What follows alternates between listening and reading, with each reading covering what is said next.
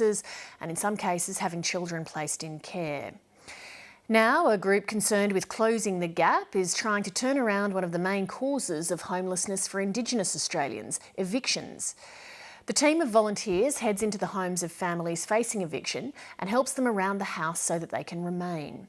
Claire Moody went along to see how it works.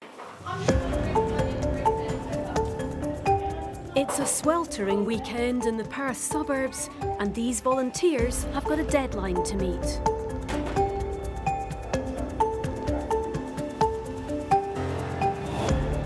I'm here today to help to stop this family being evicted because certain things needed to be done.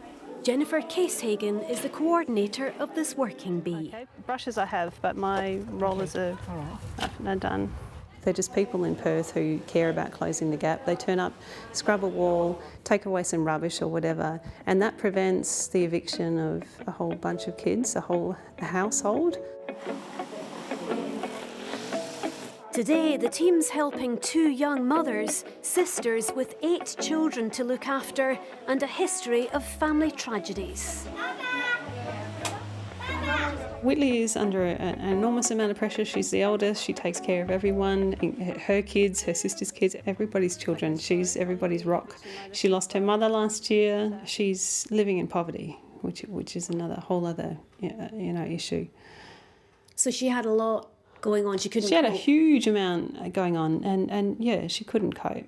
It was hard. It was a lot. I was going through a lot at that time, so I couldn't maintain the house. Plus, I've got my sister and her little ones living with me, so it's too much going on at once. I didn't have enough time to keep it going.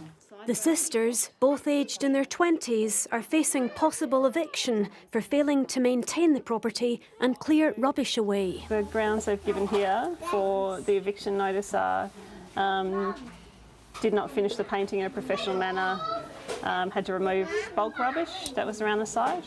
It's not reasonable. Why isn't it reasonable? Because many people keep their state housing homes clean and tidy. Yeah, I wonder whether there's a link between people that can do that and people who have got complex trauma histories. And if we're really looking to close the gap, the issue here is complex intergenerational trauma.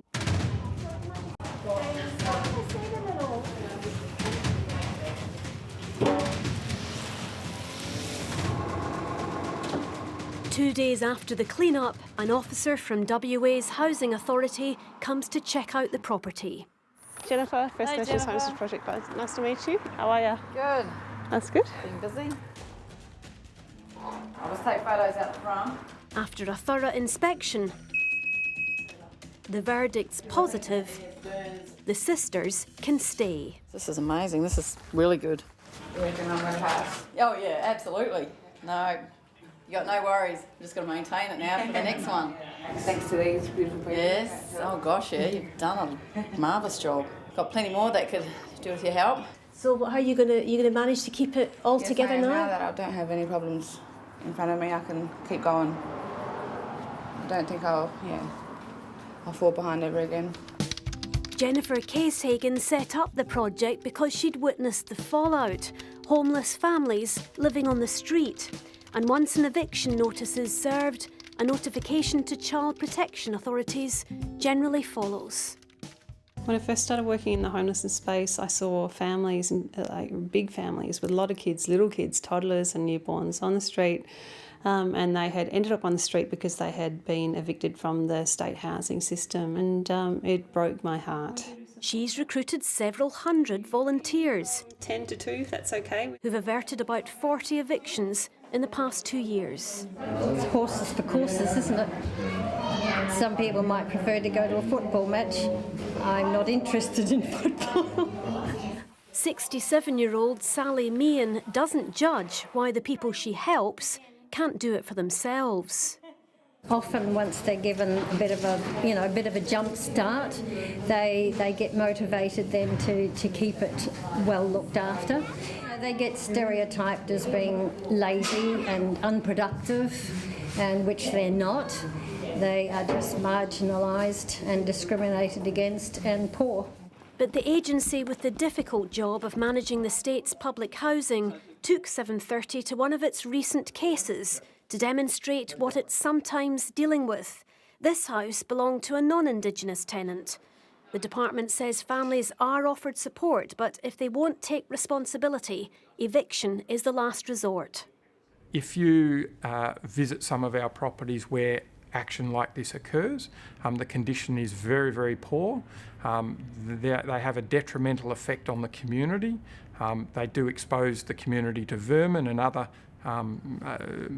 pests, and it also places the tenant and their family at risk. And we need to use mechanisms to try and prompt action. We don't want to evict anybody. But still, there were nearly 500 evictions last financial year, nearly half due to rent arrears and debts. And for many, losing a home means they're at risk of losing custody of their children.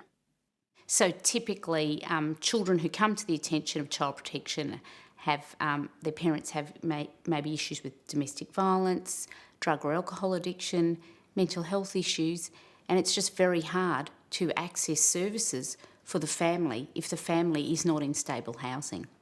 And if that means providing intensive in-home support, then Jennifer Casehagen believes it's worth it. Hello. There are no child protection issues with this mother, but Colleen Brown does struggle to keep her house clean and tidy. Do you think you'll be able to stay on top of it now? Yeah, I will be. Just need a bit of like guidance and just reassure that you can do it. Like I did struggle before, but now since Jennifer's been here, she just lifted me up and just I know I can do it. The West Australian Government has recently boosted its commitment to intensive family support with dedicated teams, including Aboriginal staff, to work with vulnerable families. Jennifer Casehagen believes she provides a vital alternative that meets the need right now. If you want to close the gap, you need to prevent evictions and you need to prevent child removals, because those are the major traumas in First Nations people's lives, in my view. All right, cool. I'll see you later. Yep. See you next week. Bye.